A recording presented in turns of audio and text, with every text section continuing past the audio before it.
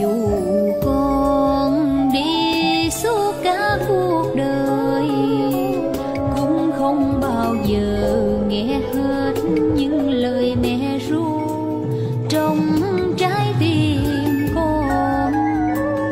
Lời mẹ ru con êm đềm như suối mát trong lành, để con khôn lớn đập xây cuộc đời tươi sáng. Mong muốn lòng con từ bi, con thành người tài đức vẹn toàn.